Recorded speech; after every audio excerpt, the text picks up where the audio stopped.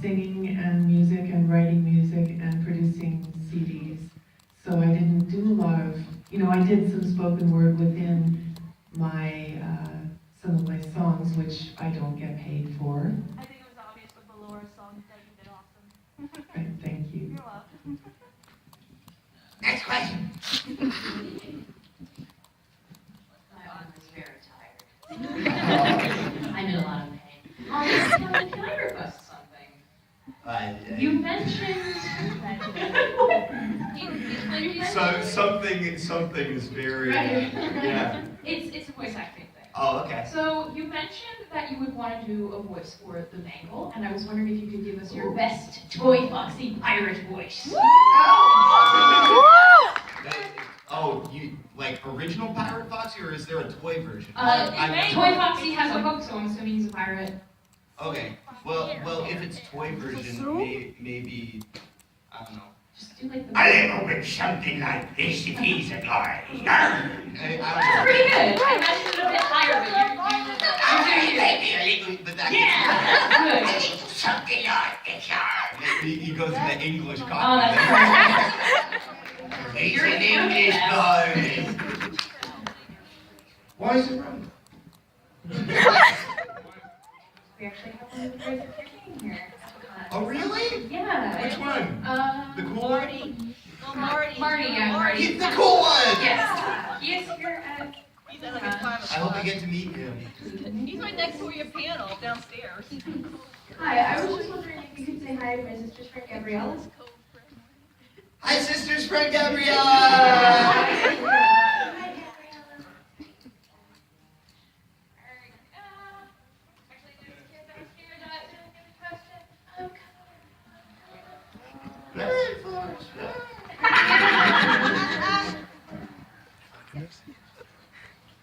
I was wondering about Sis Location 2 coming out. Is it really or is it fake? Can't say. I mean, Scott has come online and said he's putting it on hold. Can't say because we have no idea. Yeah. He doesn't tell us. It's not that we won't say, it's that we really can't. Yeah. They're probably like the last people to know. Yeah, seriously, Yeah, like voice acting is less the voice acting for Sister Location, that was the last thing to go in. That was the last. We're the caboose of the FNaF trade. So if anyone knows, we'll probably know at the same time as you guys, even if we don't even voice. And then you can let us know. Because I think once he gets the voices, he's days away from completion. Like, I don't know when my toys come out until you guys tweeted that. Which is very handy. I still gotta find that. I still gotta find the LA Hot Topics are always so loud. I haven't gotten that either. I don't have any of the plushies, and I just heard that the full-size figure with the bendy arms and stuff, Funko, I think. Not the pop, but like the full-size figure just came out for us. What do you mean when you say full size? The actual figure size. No. Why did you bring Yeah. With Oh yeah, okay. oh, what were you with Kung Fu Grip? Kung Fu Grip? Yeah. Kung Fu Grip. Lifelike hair and Kung Gotta Fu make Grip. that hair. What? With lifelike hair. Lifelike hair? Kung Fu Grip. Do It's any the of us G.I. Joe. have like hair? Oh, I know. Oh. Oh yeah. You're a G.I. Luigi. Stop. My little. Speaking of lifelike hair, Luigi.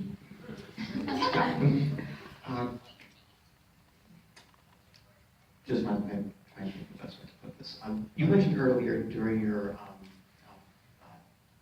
in your line of work, you can just pretty much get work whenever you can. So, have you ever been in the middle of a project and have had to turn down work for something else?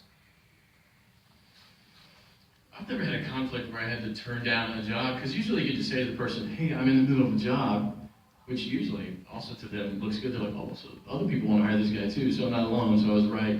But Kellen has a lot more in-person things. Yeah, there in LA there are a lot of jobs where you have to drive to the studio, and sometimes I've had like a wedding or a birthday or something, and I've had if if it's a wedding, very important. So I've had to, can I pop my keys? I'm sorry. So I've had to like reschedule jobs for that, but I've never lost a job that way. They're usually pretty forgiving because the jobs come at us so fast that if we scheduled something else, they completely understand if we have to do it a different day.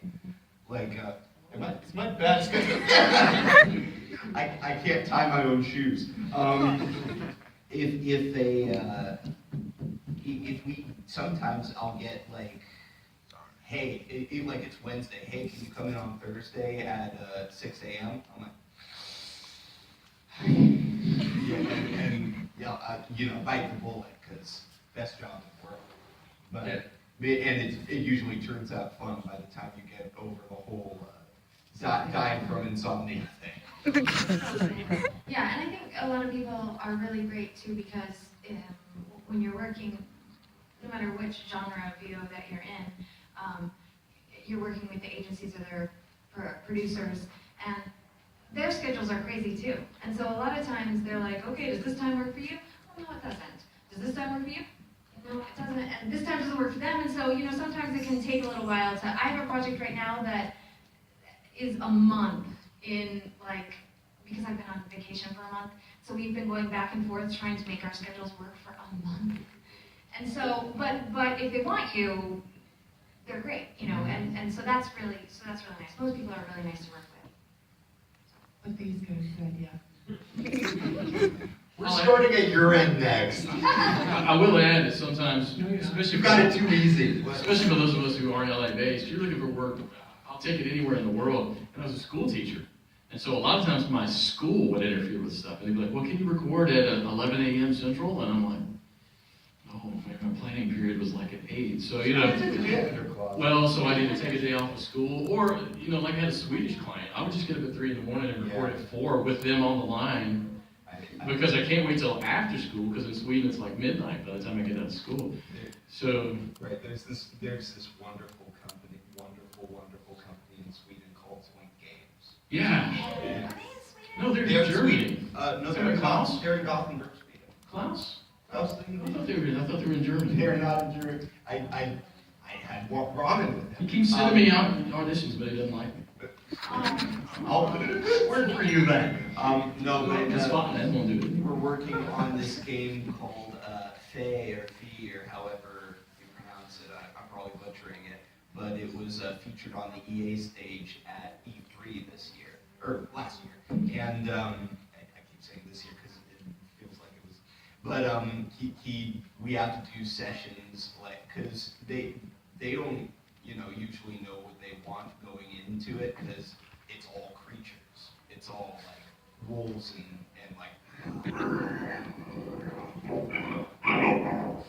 that kind of stuff. So they have me and this lovely girl named Christina who does these high-pitched banshee screeches that I would never. And they have us do all the creatures in that, but our sessions are at like 3 a.m. because their time is so different, and that's the only time they can fit it in. And Are you in the studio for that one? no, I'm at home. I do it in my jammies. Yeah, and scare my dog all the time. Love you, Chestnut. Shout out to Chestnut. Shout out to Chestnut. So you had mentioned previously, I mean, we all kind of know that Scott is a very reclusive person, and it's a very sudden process. Just the understatement of the century. Yeah. What was him? What was him? Sorry, directing you like? What was your experience with him? What's that? He directed us. I mean, did he direct you? Well, I just read that line on the phone, and he was like, "Oh, really? We did it ourselves." I haven't had many clients who I interacted with at all, who have been so accepting and just saying, "You're the voice actor, you know what you're doing, just do it." It sounded great. He was he gave us the direction to go in, and then just let us kind of go there with it, and it was so fantastic. Yeah, so great. I think the only direction he gave me was, "Hey, that sounded great, do that." Yeah, but I will say that is, I don't know in studio, so if you're not in LA, you'll either do, for a video game, you're either gonna do where they just send you the lines and you send the lines back to them, you send the files back, or you'll do a directed session where they'll connect your studio to their studio, so it's, over the phone kind of thing. And so they'll direct you over the phone.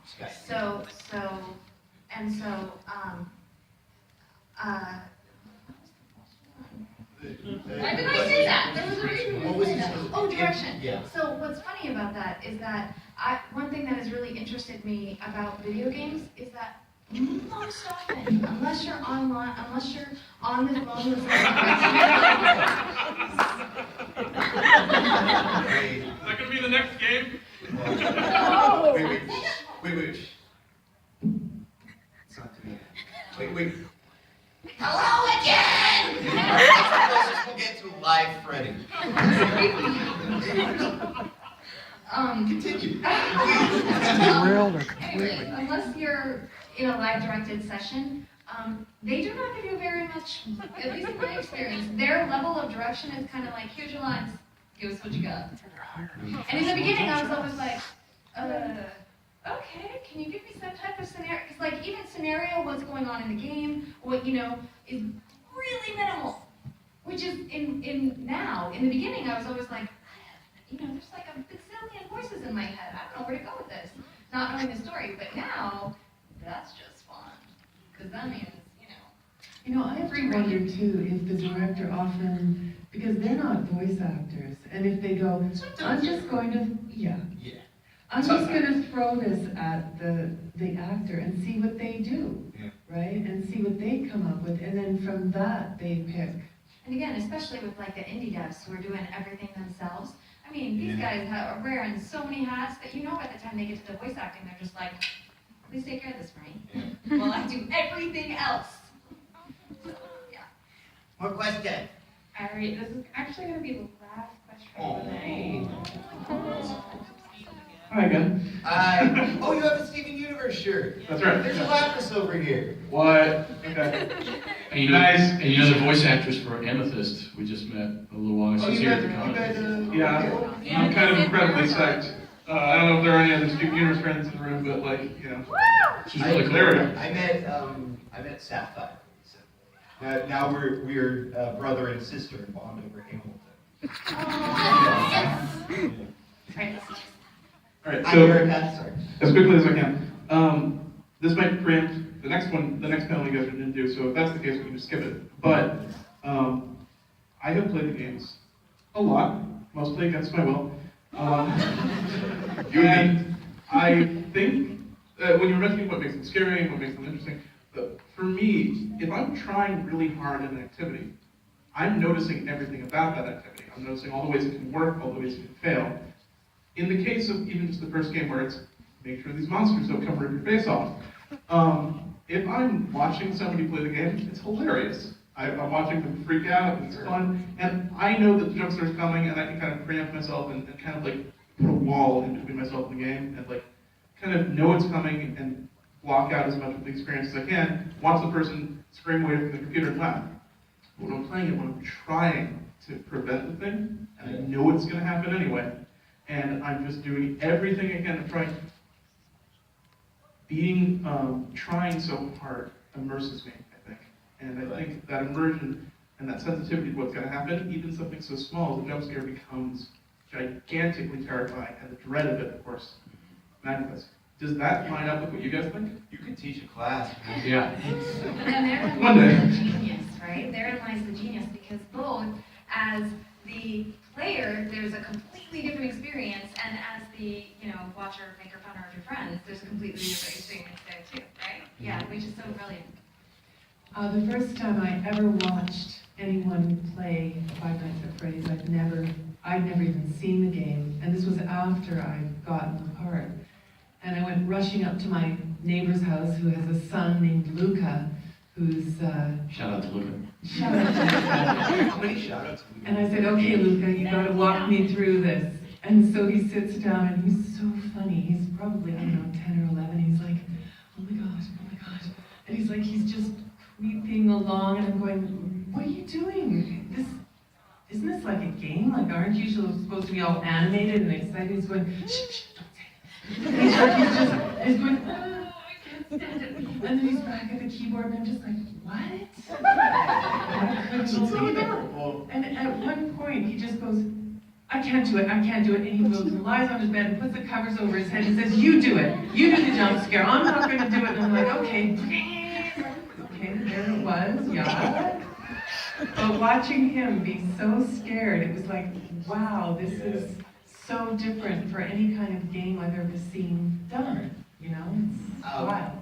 They're telling us to wrap up, but I just wanted to do one more thing. I promised Scott that I would give him a video of all of us saying hi. So, can we say, well, we did that last time. Let's say hi, everybody, this time. Okay. For fun. In the Freddy voice. Okay. Ready, guys? 1. Oh, wait, hold on. Is it? Why is it? Okay, this way. 1, 2, 3. Hi, everybody!